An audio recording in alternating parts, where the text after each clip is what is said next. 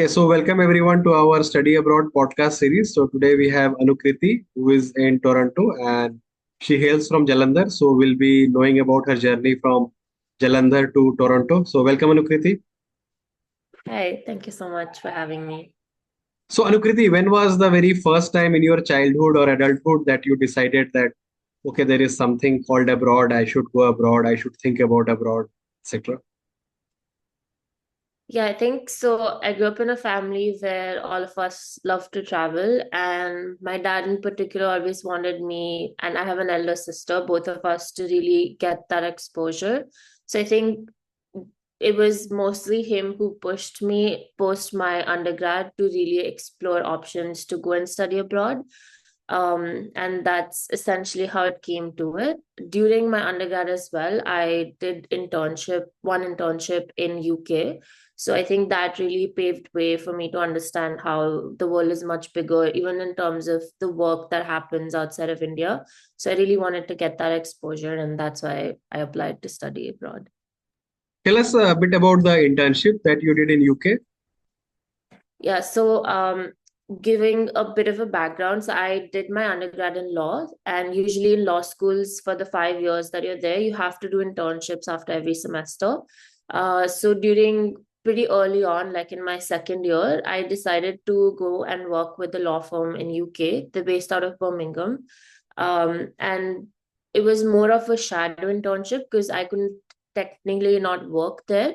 So I was essentially just observing the kind of work that happens and how the legal process starts there. And it was interesting because it was very similar to India because they also follow a similar system, but also very different in the approach that they were taking, and how most of the cases don't even end up being in court there. So I think that like kind of showed me the difference. So that was my experience there. Yeah. The laws are different for each country usually, right? So, like when you're Yeah. studying law in India and then you did, let's say, some kind of project work or internship in UK, was that really translating to your experience, or was that a bit of a more like understanding the laws in various countries kind of thing? I think the law definitely is different, but most of the British colonies, they follow a very similar common law system. So I think that is why it was more to see how they interpret the law that they're using. And I always keep telling this to everyone because after law school, I pursued policy. Law is different in every country, but the way it is applied is very similar. And also, I think in law school, you learn how to read law. So I think that kind of continued on to also see how they read their own law. So I think that really helped me kind of hone on to my skills. And a very similar thing is something that I'm pursuing even in Canada as well. Sure, sure. So, after you finished your internship and you finished your degree, or like almost finishing your degree, you thought about applying to various universities abroad. How did you do the shortlisting of the country, college, and course for yourself? Yeah, so I think COVID played a really big role here. Initially, when I had started out law school, it was like a very fixed path that I would apply for law firms right after. But I think during COVID, because we were all virtual, I joined this legal policy firm. And it was a really different sort of work that I was doing. So they were focused more on understanding how we can make better laws and policies in India. And it was more of an interpretation of the law and like understanding what other countries are doing better. And I think that is why when I wanted to work after school, that was the kind of domain that I was looking for jobs in. And I would say now the reality is pretty different. I do see a lot of legal policy firms and policy firms really gaining traction in India. But at that time, like 2 years ago, there were not a lot of opportunities. So that's the reason why I thought I would do my master's, get more skill sets in that area, and then explore those options. And by the time I made this up in my head, it was pretty late. I think it was post the deadlines for that year. And I to myself thought that, okay, this year I'm not going to apply for schools at all. But it suddenly dawned upon me that I can still try to look for the courses that I like just to be prepared for next year.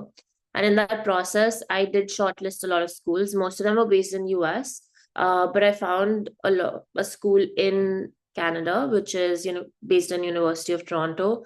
the monk school, and they still had the second application lines open. So I honestly just applied, thinking that this is an option. If I get in, great. If I don't, I still have these lists that I can apply to next year. And luck would have it, I did get in, and it was a long process to get here after, but that was essentially the only application I did. And kind of it worked out for me. So before this application, did you had to write any GRE, TOEFL, IELTS, etc.? So I did write the IELTS exam. That kind of happened pretty early on because while I was trying to look for schools, I saw that this was the main requirement every school had. And I think I did not do GRE or GMAT or anything because the school said it wasn't like the only thing that they were looking for. And the program itself, the choice that I made was based off the fact that the requirements were not as stringent. Like they did have the usual application process, but it wasn't that you had to give this particular exam to get in. So that did help. So I just gave IELTS for the language score, and that was it. Okay, okay. So you did the IELTS and then you applied and then you had to get the LOR, letter of recommendation, and write a statement of purpose, etc. for this application. Yes, so essentially there was a statement of purpose. They had a diversity statement in it as well, where you had to tell why you're like different from the other candidates that are applying. Then, sorry. In addition to that, we had to give two references. So I was able to work with my school pretty quickly, and they were able to provide it to me. And one of my professors and my dean did give me that letter of recommendation. The good thing was that because this course is kind of something that people take right out of school, so they did not have like a work requirement as such, but they did appreciate if you had prior experience. So I did add most of my internships in, and the process, there wasn't like an in-person interview, but they had an interview process where a virtual platform was essentially taking your interview. It was a bit of a weird experience because you're used to having another individual in front of you, but it was like you were talking to yourself. But it was pretty interesting. So that's how the process essentially worked out. And then after that, they just sent out the letter. And because at that time I was right out of graduation, I did not have my certificate, like the actual degree. So that is something that I sent them after I came to college. So all of that process worked out. But yeah, it was pretty straightforward and simple that way. This interview that you mentioned, you said it was kind of a virtual, a robot kind of thing. So was that like a recorded questions or it was more of an interactive questions that artificial intelligence kind of thing was asking you? I think it was pretty much a recorded question. It was kind of like you had to read out, and then there was another section within that interview where within, I think, 20 minutes, if I'm not wrong, or 15 minutes, you had to write answers to some questions. And it was mostly personality based. Like I still remember the question I got was, with superpower do you wish you had and why? Like, and these kind of questions essentially. So it wasn't something that they were really trying to get to know what my skills are, but more so what my personality is. Sure, sure. So after all this, you got this admits the offer, and then you pretty much were happy that you got the offer and you accepted it, right? Yeah, because I wanted to save up the time as well, because I knew that if I had waited another year, it would essentially be 1 year I'm working, and that would not maybe add to my interest if I don't get a good job. I was applying at the time, so I did have a few job offers, but there was nothing that I was very excited about. And that's why I thought that it's better to save that 1 year gap and just essentially come here. Um, Another reason why I applied for this course was because they had a very heavy co-op, which is kind of like an internship element to it. So it meant that even though I was going to be studying for a year, the work would have started like right after 6 months. So that was like the good part about joining here. Sure, sure, sure. And this was which month did you get this admission offer?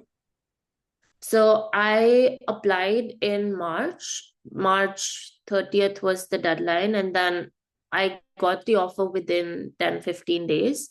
it is a whole another story that I got my actual work study permit from the government here literally a day before my flight. That was like a very stressful time because I was banking on getting that pretty soon, but it was the COVID backlog. I'm not sure if the process or the timeline still look the same, but at that time it was pretty much that a day before my flight, I didn't know if I was actually going or not. But yeah, I think that's how the process kind of unfolded. So you booked your flight before you applied for the visa. So I already had a Canadian visa, so it was like if worst comes to worst, I'll just go. But I think I did book my flight before I got my study permit, and it wasn't like the I got the approval pretty early on, but the process of getting the stamping and like all the documents that were necessary, that took a lot longer than we were expecting. So booking the flight early was a good idea because the flights to Canada and even now they're very expensive. And I think that's the sort of planning I appreciated coming from like talking to other people because everyone said that if you waited the time you'd get your visa, that definitely would not be economical at all. So that's why we'd booked the flight much earlier before really knowing when I'd be going. So you already have the visa, which means you have been to Canada before. Yeah, I've actually been to Canada and U of T in particular before. When I was in high school, I came to U of T for a space design competition. So it was kind of like a full circle at that time. I never thought I would actually study in the university, but and also in a very different sort of degree than I came here for. But yes, I have visited Canada before once. So when you came in your high school to U of T, University of Toronto, did you mention this somewhere in your statement of purpose or some cover letter or somewhere that I did visit this, when I was a teenager and now I want to pursue masters and I want to complete this full circle, so please give me an admit. 100%. Like that was one of the things that I highlighted the most because it really wasn't planned. And I never thought that I would be coming here for a very different kind of course. But I think in my statement of purpose, the main idea that I also followed was not just like highlighting this, but also highlighting why I was interested to study abroad. And I think the main thing that I mentioned there was the fact that like I want to experience the world so that we know that the bubble that we live in our own world is much less informed about what's happening outside. So that was the main idea. Yeah, yeah. But the admission committee would have seen like this that, you have already seen the trailer of this place and now you want to see the full movie. Let's say the theme is different.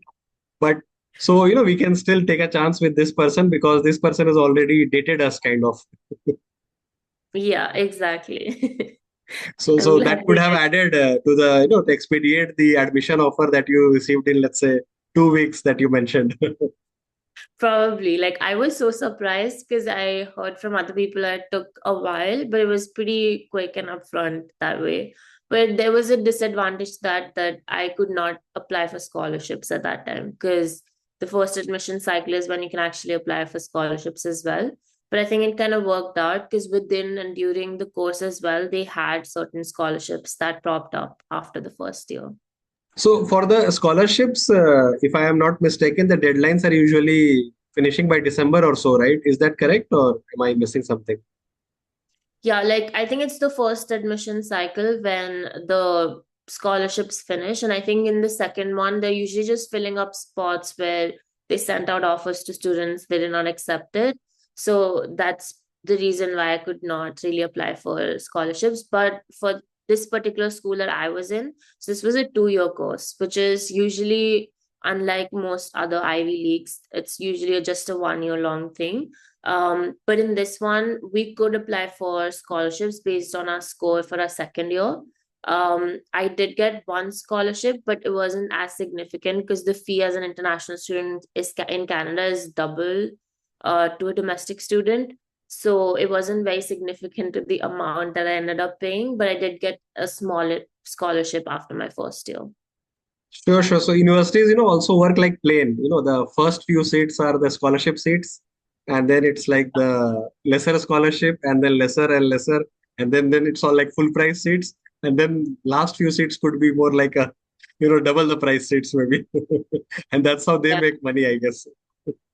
That Sure, sure. is true. So for our audience, I think it will be wise to apply in the very first cycle if you're looking for some scholarship. It's just not only gives the scholarship, it's also a confidence boost up actually that you received some scholarship, and it's like incentivizes you to choose that place over the other kind. Sure, sure. So which flight did you choose for your arrival to Toronto? Which airlines? Um, I might be misquoting myself, but I think it was Air Canada that I chose. So it was a bit of a journey. I did not come to Canada directly. I did visit US first and then flew to Canada, but it was mostly Air Canada that I took to come So initially. you planned like that, or it was like an economical route for you to come to US and then to Canada? It was planned and also the economics of it was the reason because the flights from US to India are much cheaper as compared to Canada to India. So even now, whenever I have to go back to India, I usually leverage that route because the tickets are like the difference is almost $1,000. So yeah, the Sure. economics of it But do definitely you plays. need a US visa for this transit, or it was like not needed? No, US visa is required. So a lot of students who do come to Canada, they end up applying for the US visa, I think pretty much at the same time or while they're here. I had it a lot before because like I said that my parents were always pushing us to travel a lot. So I have traveled quite a bit before, but I think it's a good idea even when you're in the country to apply for visas for countries that are around you so that you have that exposure and you're anyway in a different part of the world. So it helps to explore the area and learn more about what's happening around you. So I guess you have traveled a lot, like US, Canada, and UK. You went for internship. Any more countries? Yeah, I've pretty much traveled everywhere around India as well, like all our neighbors. And I've been to a few countries in Asia, Singapore, Malaysia, Vietnam, and all of that. So I think all of the traveling is definitely one of the main reasons why I wanted to also live abroad for my education. So that would have also prepared you a bit for your abroad education, like you mentioned just now. And that would have also prepared you to accept various cultures the way it is, probably, because initially there could be some shocks here and there when you're traveling. But then you realize that, okay, everywhere people are different, everywhere culture is different, and we just have to accept the things as they are. There is no point, like shouting about it or complaining about it. Yeah, 100%. I think so. The perception Canada specifically has with students is that they're mostly Indians here and mostly or like Chinese people. But I think what I loved about being in Toronto in particular, and I might be generalizing this a lot, but I had people from everywhere around the world. And I think that really helped and made the course that I was doing even more interesting because we were working in policy area and most of our courses were like group assignments, and it was very interesting to see different perspectives based off of where you're from. And even Canada generally, like my day-to-day interactions around me, I see people from everywhere. And I think that really kind of adds up to the experience that you're not choosing to go to a place with a familiar environment because then you're not really leaving your country. So I very intentionally chose a course and a college where I could interact with people from different countries. Class demographics, I mean, in your class, you had people from all over the places, which could help you in this cross-cultural learning, I guess. Yeah, 100%. Like we were a class of almost, I think, 60 to 70 students, which is quite a lot. But we had different like electives that we took throughout the course, and that allowed us to actually interact with people from other colleges and other courses as well. So it was really interesting to have people from the medical school come and take a health policy course in our class. So yeah, I pretty much interacted with people from literally every country, which was really fun to get to know about what their culture is and how they also ended up coming to study for this course. So it was pretty interesting. Sure, sure, sure. And which accommodation, regarding this accommodation thing, how did you book your accommodation for Toronto? Yeah, I think that was one of the things that I struggled the most when I moved here. Like I said, I did not plan really well. And now whenever someone speaks to me about this, I tell them first thing that I say to them is please plan your travel and everything that you're gonna do when you get there and talk to as many people from that college as you can. Because I had some relatives already in Canada. So I personally like took it for granted, thinking that okay, I'll manage my accommodation through them. So I rented out initially an apartment which was quite far away from my university and had to travel 4 hours up and down every day to get here. And Canada's weather is not very forgiving. It was so cold that I had to really like put up all my shoes and kind of get into house hunting right away. But then after that, I did end up moving pretty close to college. So I found an apartment which is like 10 minutes walk away from my building where my classes would be. But initially it was really difficult. And even finding an apartment itself was really difficult because in Canada, you need like a credit score, you need references, you need to have a renter's history. So obviously I did not have any of that. But thankfully, there were a few people whom I whom I knew in Canada. So they were able to put themselves as my guarantor when I applied for the apartment, but it was a pretty messed up experience that way. So this 4 hour, it means 2 hour in the morning, 2 hour in the evening, right? Or 4 hours in the morning, 4 hours in the evening. No, 2 hours in the morning. I used to take a bus and then a train and then like the subway and then get to class after walking for 10 minutes. So it was like a very initially, like I think in the first month specifically, I always call my parents thinking I never signed up for this. But then I pretty much realized that like this is something that you have to learn. I know the city so much better now because I have done that. So it feels a lot easier for me to commute around and really explore the city. But if I had not done that, I would have been stuck to this area and maybe not explored the other places early on as well. So there were downsides to it, but yeah, it was Correct, still a correct. good experience. So this place that you stayed 2 hours away from your college, roughly, was how many days did you stay there? So, because we had signed like a lease, so they were pretty good that the family that we were staying with, they were really good. We were renting out their basement, so they let us kind of give them a notice that we're going to be leaving next month. So I stayed there for almost, I think, 2 months. Okay, within 2 months, 1 month you realized that okay, this is not happening, and second month you gave the notice that I am vacating the next month. Although you probably wanted to vacate the very next day, but you had to still honor 1 month notice at least. Yeah, like, and plus, I think another big thing was so we were renting out a basement. So it was a different experience altogether, not knowing how to do most of the things. Like being in India, I think you are spoiled with choices because you have your family and you have a lot of external support to manage everything. I did not know how to cook. And my parents were after me before I was moving here that you should learn how to cook. And I thought it's okay, I'll manage somehow. I regret that decision to that day because I still struggle with cooking and everything.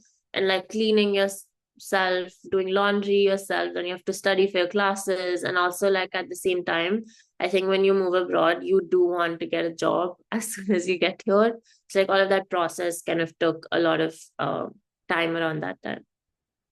Sure, sure. How is living in basement as an experience? Did you feel depressed at times living in the basement? 100%. I think that was like my main criteria when I was trying to find an apartment that I did not want to stay in a basement. And I think that that does come from a privilege as well, because I know that you usually, when you're moving abroad, you are supposed to like get on with it. And one of the things that I regretted was not applying for my graduation house, like it's called a grad house here, which is kind of like a hostel that we have back home.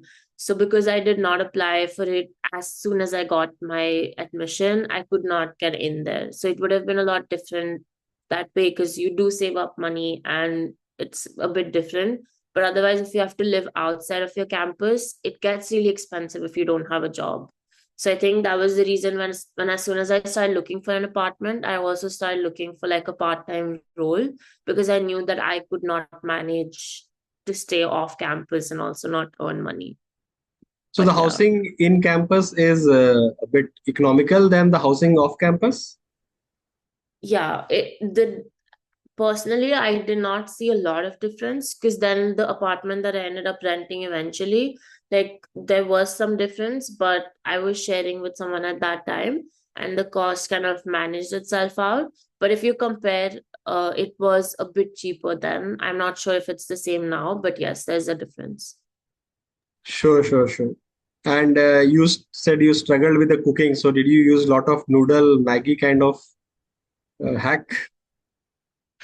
To be honest, and when even for my undergrad, when I moved to Pune, I told myself I'm not going to go the unhealthy route. So I did manage to stop myself from doing that. But I think in Canada, Tim Hortons and like Starbucks kind of gets to you. I was drinking a lot of coffee and suppressing my hunger in some ways sometimes. So I did try to like get back pretty early on. So I would manage like getting pre-cooked like chicken and stuff, and trying to use that route instead of getting the unhealthy route. But I would still say I was living an unhealthy life then. Now I know 4 or 5 things that I can make, like eggs and bread are my survival kit even today. But it's a lot better because it's been 2 years, but I did struggle a lot initially. Sure, sure. What about the part-time jobs and the internships that you did in your undergrad, in your grad school? Yeah, so I think that was also, I'm really grateful that it worked out on its own. When I initially started looking for roles, I was looking for like roles which were not related to the degree that I was doing, because I thought that I wouldn't get those jobs and it was a bit difficult. But like good universities outside of India, they have this thing about applying for a research assistant's role. And I started doing that as soon as I started school. And I think that really helped, because not only was I able to work in an area, research area that I was interested in, and that was essentially the study, like what I was studying for, um, but also it paid really well. So I started applying for research assistant roles. And in the same time, even in my undergrad, I really wanted to be part of different cells and committees at school, which were like the student led bodies.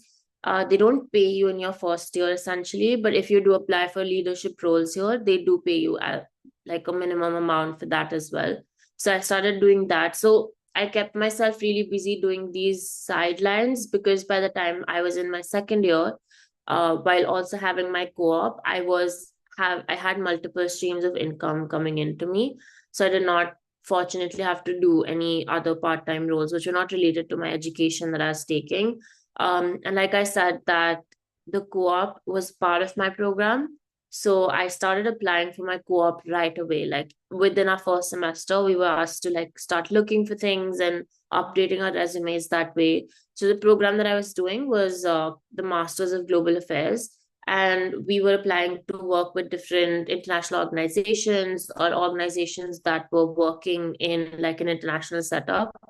So I applied for a lot of UN jobs and other ones, but I think ultimately I chose to work with the organization that today I work with, because of the fact that they were based out of Canada. And I thought that I've already moved abroad, so I wanted to get more work experience within Canada.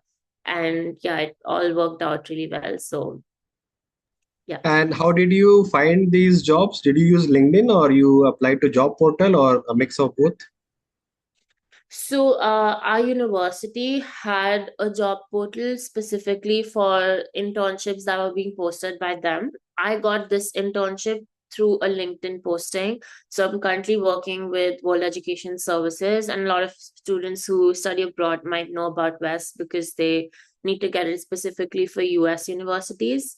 Um, so they had a really interesting posting where they were the only company that said that they would value lived experience. And as soon as I saw that, I thought I can apply for it and really see, because I did see this bias in other interviews that I was doing. that they wanted certain Canadian experience, and they were looking to see if I can have a very like Canadian outlook to things. But um, this one, the job posting itself was so fascinating for me, and I applied for it right away. I applied for the role of a data and policy analyst, and I work even today with the same team. And it was kind of like a journey joining them as a co-op intern, and then I stayed on with them part-time during my second year, and then transitioned into a full-time employee after that. Okay, so LinkedIn was your savior here. Yeah, but also like the job portal kind of took that posting from LinkedIn as well. So what they were doing was they were collating a lot of those postings, and they were posting it on the profile that the college had. So I think that definitely helped a lot, and that also kind of informed my journey, because I know a lot of students who did not do their internships with companies in Canada and went abroad for it, struggle to find a role for their full-time jobs after college. But a lot of people who did the co-op with the company here, they kind of ended up staying on, because I think that when you're studying abroad, they do want you to have that kind of work experience. And also when you're with a company and if you're working well, they tend to keep you on. So that's something that I saw was made a big difference in making my post-graduation journey a lot easier as compared to others. Yeah, yeah, sure. It's very much like internships. People hire for internships and then convert some of them to full-time jobs. So, same goes with the co-op also. Obviously, they cannot accommodate maybe everyone, but they can always Yeah. find the people, who can fit the job within that co-op time span, right? Yeah. What were the key differences between India and Canada, the way classrooms are done or the teachers are teaching people? Like, what were the shocks, surprises that you noticed? I think the main difference was that there was not a lot of teaching that was done here. I think it was more so interactions that were enabled by the professors. So back in India, we used to go to our classes, learn from the teacher, and kind of just leave. Obviously, there was discussions that used to happen if you're questioning the professor, but here it was the other way around. Like we used to have a lot of pre-read to the class materials, and often I slacked in them because there were a lot of it. And we did not have classes as often as I used to have in law school. Like we used to have one class a day, and it was more so the study that you had to do before you attended that class. And during the classroom, it was mostly the professor asking questions regarding the material, if and also us kind of interacting with each other in the class to understand what their perspective after reading this material was. So it was pretty much a lot more interactive as compared to back home. I did have some like economics courses and some technical ones. The study did happen in those, but usually for other classes, it's just interacting with other people. Okay. So, Anukriti, my next question is how did you find your full-time job? How was your job hunting process, the rejection, ups and downs in your life? Yeah, so like I mentioned that I did do a co-op role before while a part of my school. I think one of the main things that kind of came to it, I did use LinkedIn and all those platforms, but a big difference that I see in applying for roles in Canada as compared to India is that you need to have a referral, even for internships. And I think that that process in itself is often mistook by us, because back in India, I always had this outlook that if I score well in my school and if I'm doing well in terms of my grade, I'll get a job. But the reality is pretty different abroad, because they do care about your grades, but not as much as we think back home. They want to see how many people you know and how many people can vouch for you that you are working really well. So even for the internship that I ended up doing and getting finally, as compared to the others, was the one where I spoke to a senior in school who was working with the same organization that I applied for. And she referred me to it, and I was able to understand the role. And even since then, I think I've really like put myself up to networking with at least one individual every month or week sometimes. And I think that creates a big difference, because you can apply for thousands of jobs, but you probably would not be able to even hear back from them unless you've spoken to someone and really gotten a reference. And getting a reference is a tricky subject. Like you cannot go to a stranger and ask them, "Oh, can you refer me for this role?" So you have to really build that network and build your like prove yourself to really kind of stay on it even while you're not looking for a job. So yeah, that was quite a difference. And then obviously the process is pretty similar back home, but the kind of questions that they throw at you are also very different. Like here, they don't test your skill, they test your personality, which is something that we usually don't prepare ourselves for. So when I was interviewing for law roles back in India, it was mostly about knowing the law.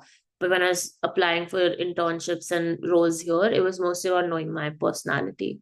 So those were the big differences, but it kind of all worked out So the after. so the networking you did with the people where you applied, let's say the company you applied, company ABC, and then you found somebody in the company ABC and try to do networking with the person. So did you use LinkedIn for all this, or did you also attend some offline networking event to find those people, or how was this networking activity in your case? Yeah, so I think it was a mix of everything. So I did leverage the alumni network at my school. So just talking to students around me. So it essentially started out to talking to a senior, and then them connecting me to people they knew were working with that organization. So it kind of like was a web that there was no one starting point. So I did reach out to those individuals through LinkedIn after finding a mutual connection with them. And offline networking events help a lot as well. But I think one of the major things that I did differently from usual people was attend a lot of informal events which were not networking. Like there were a lot of lectures that used to happen, guest lectures at school. So I'd kind of just linger around because if the topic is something that I'm interested in, most of the people there would be interested in the same thing. So I usually just used to interact with people in those lectures and leverage that as a networking opportunity, even though it wasn't labeled as one. You try to find your community kind of thing, that okay, this is the community of people interested in this topic, let me go to an event, and then all the people probably are interested, so that way the networking will be way more personalized rather than just going to any random event. Yeah.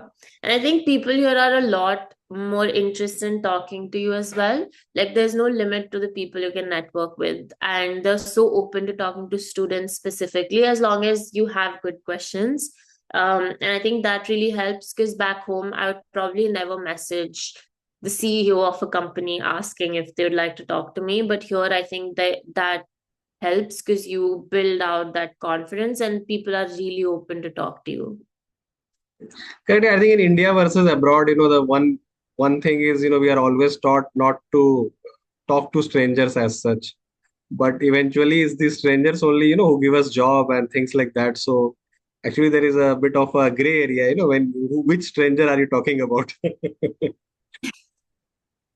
100%. And I think it did take some time for me to get normalized about it. Like even back home, we would call a professor sir or ma'am, or if someone's like older to us, would address them in a very different way. So calling people by their names here is one of the most difficult things I've had to learn. So I think it's a bit of a cultural change, but you tend to get used to it with time, and it kind of creates a difference in the long run.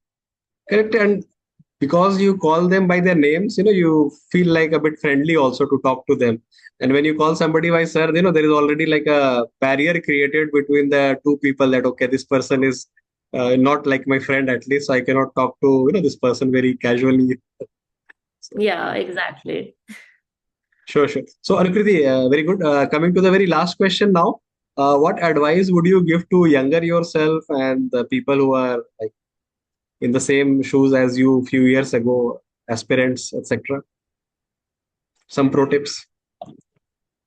Yeah, I think one of the main things that I've always told myself and I continue to tell myself is never say no to anything and never think that you're doing something without a purpose. Like in the sense that if even if there's an event where you just have to go and greet people and tell them directions to the event place, just do it, because you never know where you would find an individual or someone that would inspire you and really show you a path that you never knew existed for you in the first place.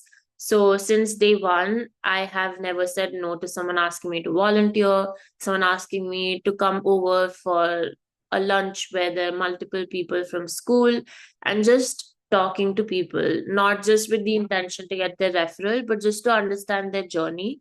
Because I've been able to pick up all the good stuff from a lot of journeys, and even mine. I think there were days where I told myself I can't do it, but all I did was show up and it all worked out. So I think that is something that I would say should help you kind of find your path, even if you're still struggling to find it like me. It said dress up and show up kind of every day. Yes. And what about LinkedIn recommendation? What advice would you give to the youngers about LinkedIn usage? Yeah, I think initially I was really hesitant to be active on LinkedIn because personally, when you go to people's profiles, you're like, you're not doing enough because everyone's getting this cool job, everyone's getting this new role. So I never used to post a lot, but now I do post big milestones in my life because I realized that the first point I take whenever I hear someone's name now is to go to their LinkedIn and see what they've done and what value I can add in my career by talking to this individual. So I'm really building that profile. And we anyways use social media a lot these days. So I think LinkedIn is just a way for you to build your um, job profile in a way, because I do see a lot of employers putting a lot of emphasis on it. So share your milestones, share your personal experiences. It does really help you to also kind of understand what you want in your life and articulate what really stand like what is your niche in the area that you've studied in. We've all studied pretty similar courses. Like there's so many students who studied the masters that I did, but finding what differentiates you from all of them and what interests you through LinkedIn is a great idea in the long run. Sure, sure. Thank you very much, Anukriti, for your time and sharing your experience.